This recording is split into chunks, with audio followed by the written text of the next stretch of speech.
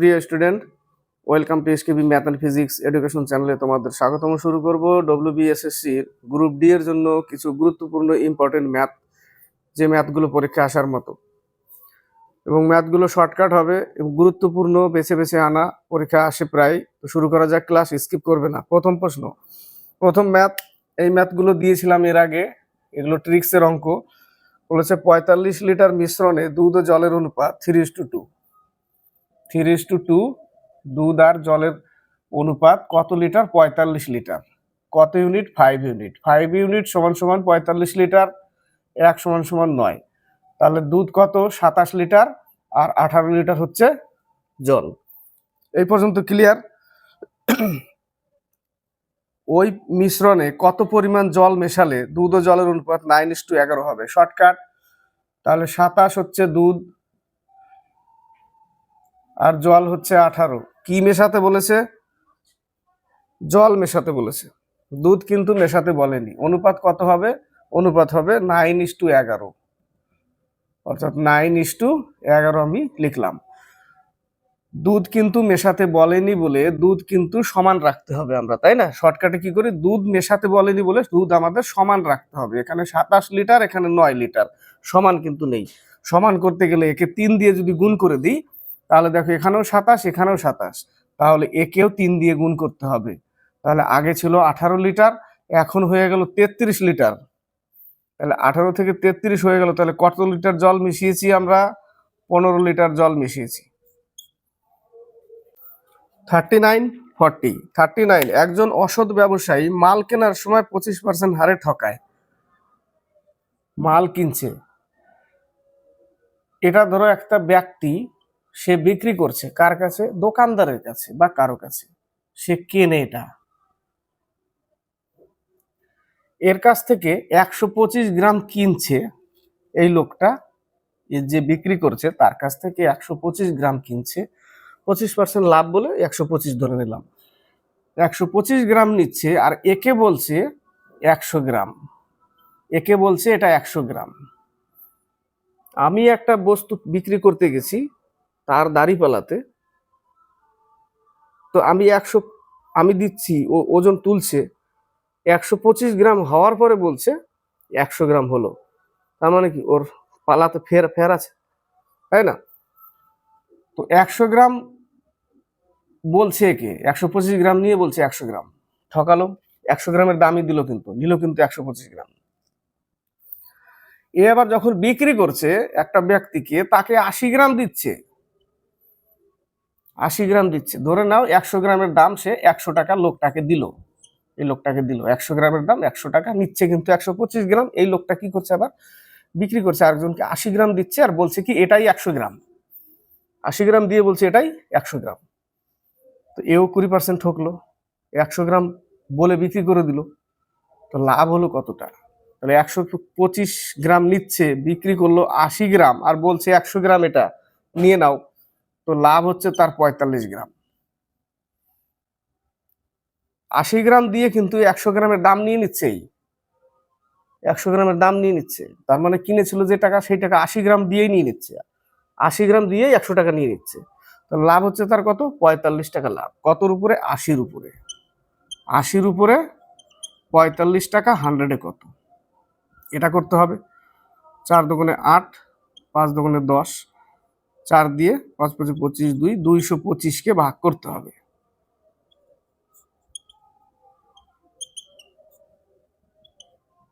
এত পার্সেন্ট লাভ। বোঝা গেল? নেক্সট অঙ্ক বলেছে একটি ঘোড়া ও একটি গরু প্রতিটি 12,000 টাকা করে বিক্রয় করা হয়। ঘোড়াটাকেও 12,000-এ বিক্রি করলো, প্লাস গরুটাকেও 12,000-এ বিক্রি করলো। অর্থাৎ তাহলে দুটো বিক্রি হলো কত টাকা? 24,000 টাকায় বিক্রি করলো দুটো মিলে। বলেছে যে ঘোড়াটি 20% ক্ষতিতে, এটা কিন্তু বিক্রয় মূল্য। ঘোড়াটি 20% ক্ষতিতে এবং গরুটি 20% লাভে। আমরা কি জানি? 20% ক্ষতি এবং 20% লাভ, টোটালে 4% হানি, তাই না? 4% হানি জানি। অর্থাৎ 100 টাকা দাম থাকলে 4% হানি, মানে 96% বিক্রি করেছে। 96 টাকা বিক্রি করেছে, পার্সেন্ট ধরতে পারো। তো 96% বিক্রি করেছে মানে এই যে বিক্রয়। তাহলে এটা সমান সমান এত, 100 উপরে দিলে নিচে 96 দিলে আমরা ক্রয় মূল্য কত তার পেয়ে যাব। এটা কিন্তু বিক্রয় মূল্য, আর এখান থেকে আমরা ক্রয় মূল্য পেয়ে যাব, তাই না? ক্রয় মূল্য হলে 4/24 96, 4/25 100, 3টে শূন্য, 5-এ 25-এর পরে 3টে শূন্য,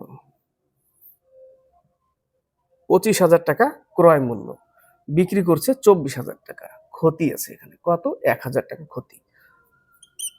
এটাই উত্তর, 1,000 টাকা ক্ষতি। ক্রয় মূল্য 25,000, বিক্রি করছে 24,000, 1,000 ক্ষতি।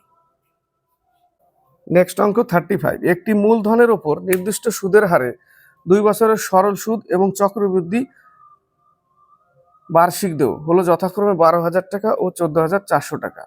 অর্থাৎ মূলধনের উপর 2 বছরের একটা চক্রবৃদ্ধিতে একটা সরল সুদে। চক্রবৃদ্ধিতে সুদ হচ্ছে কত? 12,000 টাকা, আর সরল সুদে সুদ হচ্ছে 12,000 টাকা, আর চক্রবৃদ্ধিতে 14,400 টাকা। তাহলে মূলধনের পরিমাণ কত? আমাদের কাজ হচ্ছে এই যে 14,400 টাকা মাইনাস 12,000 টাকা, এখান থেকে আমরা অ্যাকচুয়ালি কত টাকার ডিফারেন্স সেটা বের করব। কত টাকার ডিফারেন্স?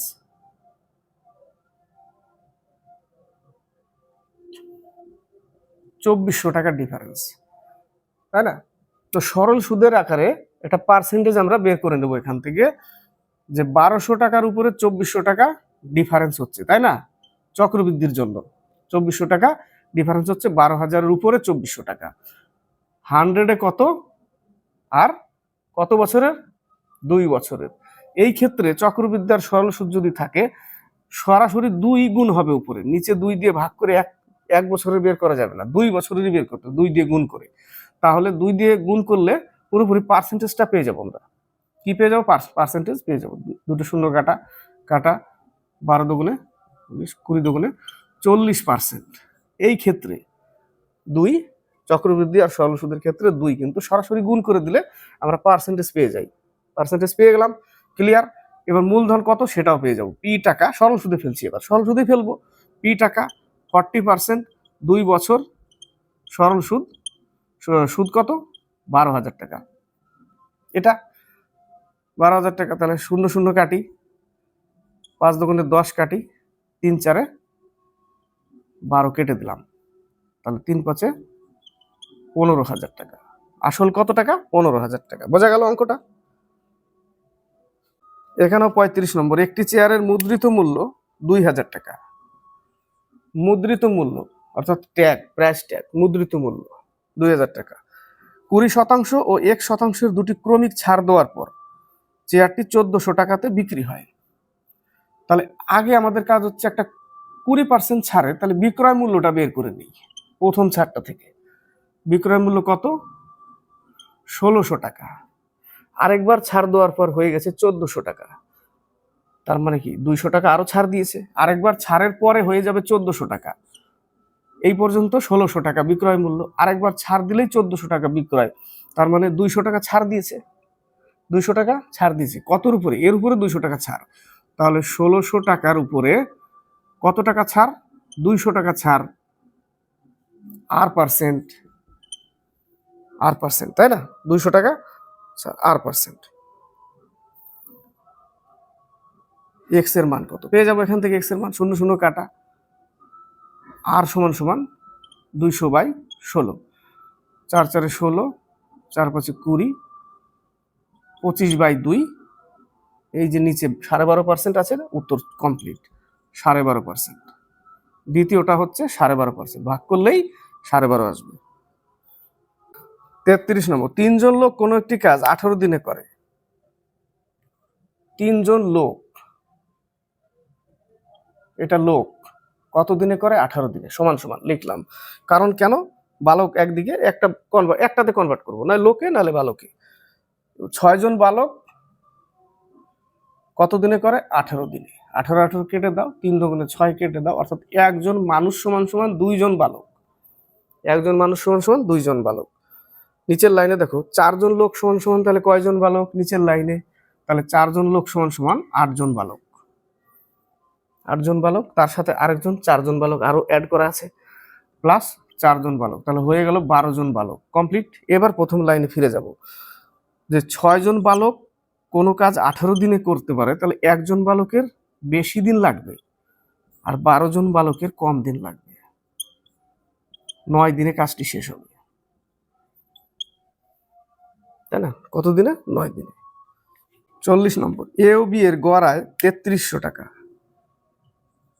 এ প্লাস বি গড় যদি 3300 হয় তাহলে মোট হবে 6600, 2 দিয়ে গুণ করতে হবে, গেল একটা।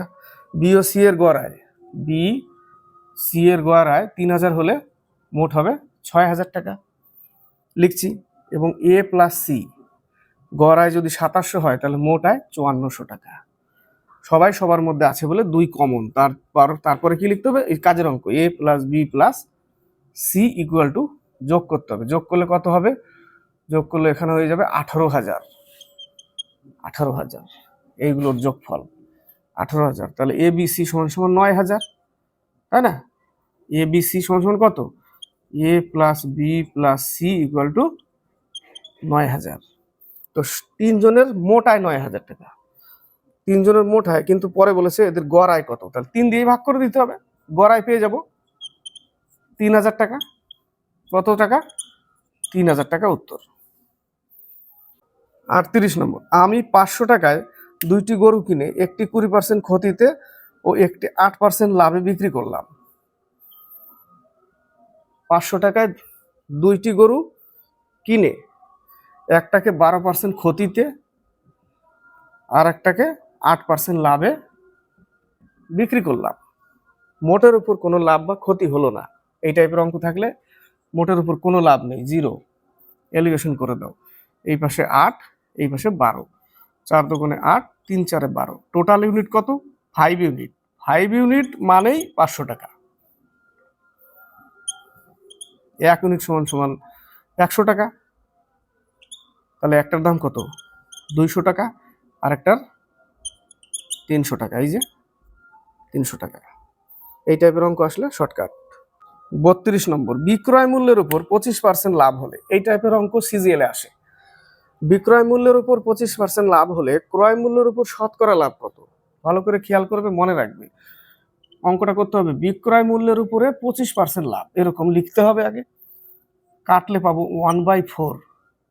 একে যদি 100 করে দিই এর সাথে, দেখো 25% লাভ, তার মানে এটা কাটলে 1/4 আসে, অর্থাৎ বিক্রয় মূল্য 4 টাকা, 1 টাকা লাভ। বিক্রয় মূল্য যদি 4 টাকা হয় আর ওর মধ্যেই যদি 1 টাকা লাভ থাকে, বিক্রয় মূল্যের মধ্যেই, অর্থাৎ 4 টাকার মধ্যেই 1 টাকা লাভ আছে, তাহলে ক্রয় মূল্য কত? 3 টাকা। ক্রয় মূল্য 3 টাকা, তাহলে ক্রয় মূল্যের উপরে কত লাভ? ক্রয় মূল্যের উপরে 3 টাকার উপরে 1 টাকা লাভ, তাই না? 100-এ কত? 33.1/3% ভাগ করলে সিজিএলে আসে এই টাইপের অঙ্ক। 37 নম্বর, একটি জলপূর্ণ পাত্রের ওজন 9.5 কেজি। শর্টকাট করব, জলপূর্ণ পাত্র, এটা হচ্ছে পাত্র, এটা হচ্ছে ওয়াটার, 9.5 কেজি। অর্ধ জলপূর্ণ পাত্রের ওজন, পাত্র অর্ধেক হবে না, জল শুধু অর্ধেক হবে, অর্ধেক করে দিলাম। অর্ধপূর্ণ পাত্রের ওজন হচ্ছে 5.5। এটা একটা সমীকরণ সলিউশন করলে হবে, সলিউশনটা করেই দিই। তাহলে 2p প্লাস ডব্লু, তাই না? 2p plus W by 2 equal 11। এই যে 2 গুণ হয়ে যাবে এর সাথে, আর উপর আছে p plus W equal to 9.5। Sign change করে দাও, কেটে দাও, এখানে পাবে p, বিয়োগ করলে আমরা 11 থেকে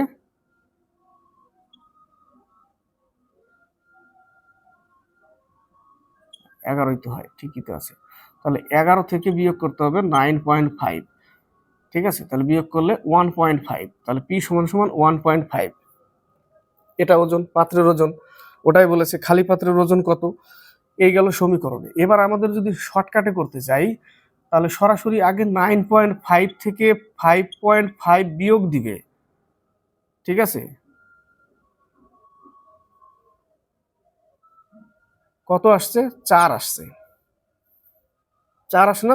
বিয়োগ করলে 4 আসে। একে 2 দিয়ে গুণ করে দিলে 8 হয়ে যাবে জল, সম্পূর্ণ জল। এটা অর্ধেক জল, বিয়োগ করলে অর্ধেক জল, 2 দিয়ে গুণ করলে টোটাল জল, মনে থাকবে? বিয়োগ করার পরে যা থাকবে সেটা অর্ধেক জল হবে সব সময়। 2 গুণ করলে টোটাল জল যদি 8 হয় আর পাত্র আর জল মিলে যদি 9.5 হয়, তাহলে 9.5 থেকে 8 বিয়োগ করে দিতে হবে, এটা পাত্র।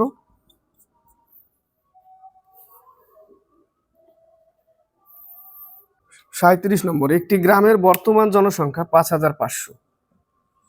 বর্তমান জনসংখ্যা কত? 5500 জন।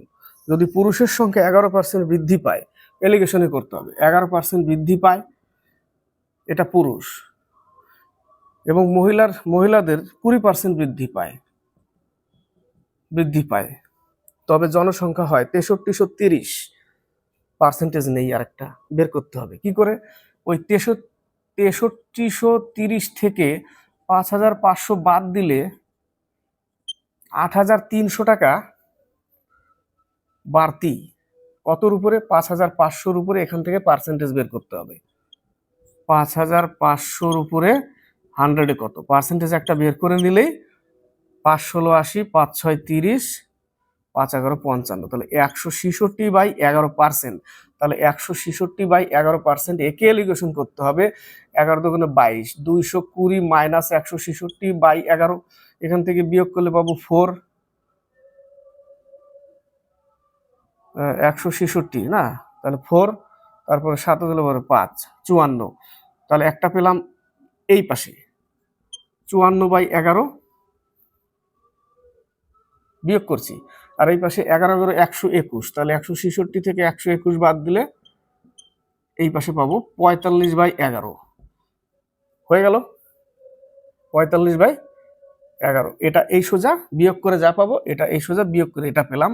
11 কাটা 6 নং 54, 5 নং 45, তাহলে 6:5, অর্থাৎ male 6 female 5। 11 unit, total 11 unit. Total জনসংখ্যা কত? 5500। তাহলে 11 ইউনিট সমান সমান 5500, তাহলে 1 ইউনিট সমান সমান 500। 1000 যদি 500 হয়, তাহলে মেল হবে 5-6-30, 3000, আর এ হবে 2500। মহিলা হবে 2500 আর পুরুষ হবে 3000। তো শেষে কি চেয়েছে? যা চাইবে তাই। ওই গ্রামটিতে বর্তমান মহিলার সংখ্যা কত? 2500 জন। 39-40 বলেছে বিক্রয় মূল্য 11 টাকা কম করায়। বিক্রয় মূল্য 11 টাকা কম করায় 10% লাভ থেকে 8.1/3% ক্ষতিতে পরিণত হয়। জিনিসটির ক্রয় মূল্য কত? 100 টাকা দাম ছিল, 10% লাভ, আবার বলেছে 8.1/3% ক্ষতি। 11 টাকা কম করায়, ডিফারেন্স হয়ে গেছে। এই দুটোর ডিফারেন্স হচ্ছে 11 টাকা। তার মানে 110 থেকে এই মানটা বিয়োগ করতে হবে, তাই না? তাহলে এটা কত? এটা হচ্ছে 25/3। 100 থেকেই বিয়োগ করতে হবে, কারণ এটা লাভে চলে আসছে, এটা ক্ষতিতে। তাহলে ক্ষতিতে করলে 100 থেকে এই পার্সেন্টেজটা বিয়োগ করলেই হবে। তাহলে এই পার্সেন্টেজ যদি বিয়োগ করে দিই আমরা, তাহলে আমরা পাচ্ছি হচ্ছে 275/3। 275/3, আর এখানে পাচ্ছি 110। এই দুটোর মধ্যে পার্থক্য হচ্ছে 11 টাকা। এটা সলিউশন করা যায়। এখানে পাবো কত আমরা? 330 মাইনাস 275/3 ইকুয়াল টু 11, অর্থাৎ 55/3 ইউনিট সমান সমান 11। তাহলে ক্রয় মূল্য তো 100 টাকা ছিল, তাহলে ইন্টু 100ও করে দিই, সাথে 3ও গুণ করে দিই, নিচে 55 দিয়ে দিলেই একবারে কমপ্লিট 60 টাকা। এইটা একটা পদ্ধতি। না হলে 10 প্লাস 25/3 টোটাল একটা পার্সেন্টেজ ইকুয়াল টু 11। এখানেও দেখো 55/3% ইকুয়াল টু 11, সেম জিনিস আসলো। এভাবে করা যায়। নেক্সট অঙ্ক বলেছে একটি লোক টাকায় 20টি ও টাকায় 30টি দামে সমান সংখ্যক কমলালেবু ক্রয় করে। টাকায় 20টি আর হচ্ছে টাকায় 30টি সমান সংখ্যক কমলালেবু, টাকায় 30টি টাকায় 20টি সমান সংখ্যক কমলালেবু কিনে সেগুলিকে একসাথে টাকায় 25টি বিক্রি করবে। তাহলে এইটা টাকায় 20টি টাকায় 30টি, তাহলে দুটোকে যদি যোগ করে দিই আমরা, তাহলে কটার দাম বেরোবে? দুটোর দাম বেরোবে একসাথে, তাই না? দুটোর দাম বেরোবে 5/60 কাটলে 1/12। এটা কটার দাম? এটা একটার দাম না, কিন্তু দুটো যোগ করেছি, দুটোর দাম। তো দুটোর দাম যদি এত হয়, বিক্রি করছে তো একটা, তাহলে দুটোর দামকে আমাদের একটার দামে আনতে হবে। একটার দামে আনলে কি 2 দিয়ে ভাগ করে দিলে তো একটার দাম হয়ে যায়। তাই না? তো 2 দিয়ে ভাগ করলে 1/24 হচ্ছে।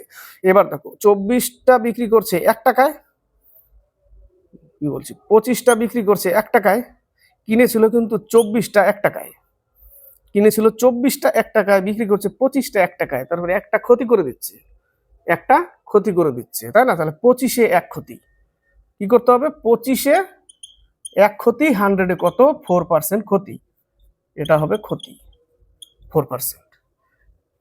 সুবীর দাস স্যারের বইতে এই অঙ্কটা আছে।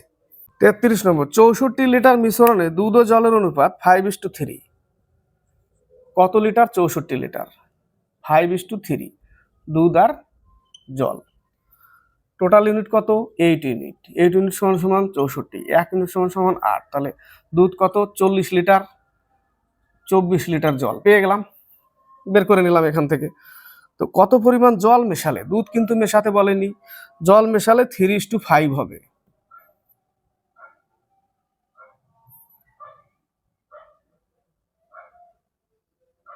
এইবার দেখো কি হচ্ছে, তাই না?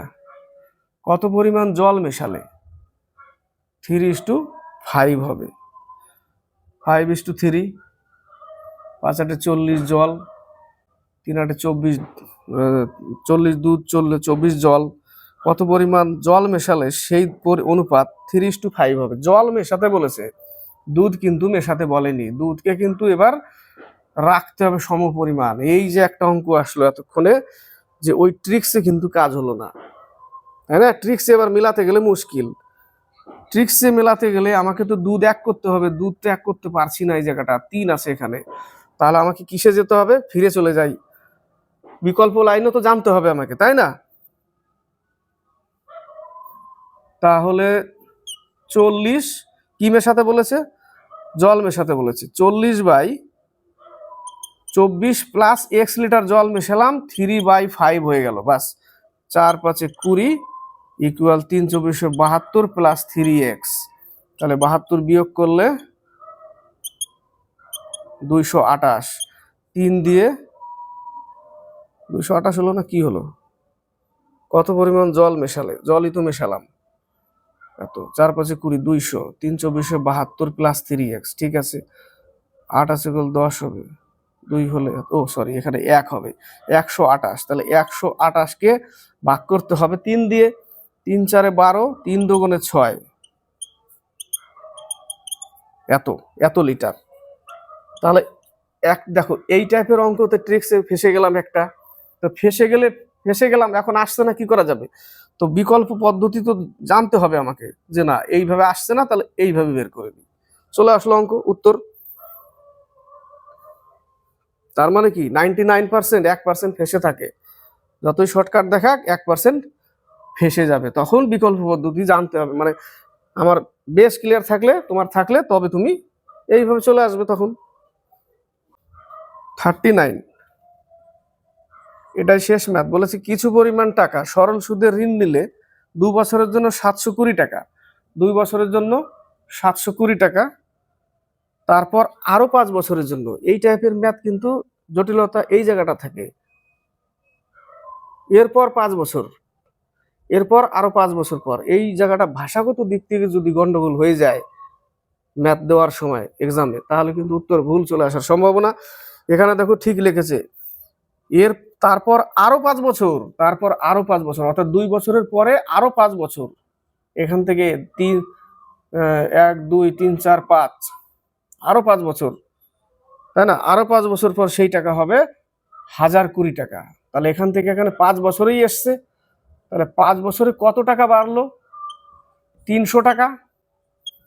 5 বছরে আরো 5 বছর, মানে 2 বছরের পরে আরো 5 বছর, তাহলে আরো 5 বছরে 300 টাকা বেড়েছে। তাহলে 5 দিয়ে ভাগ করলে 1 বছরে 60 টাকা, 1 বছরে 60 টাকা। তাহলে এই জায়গাটা 2 বছরে কত টাকা? 120 টাকা। 2 বছরে 120 টাকা, তার মানে 720-র মধ্যে 120 টাকা প্রবেশ আছে অলরেডি।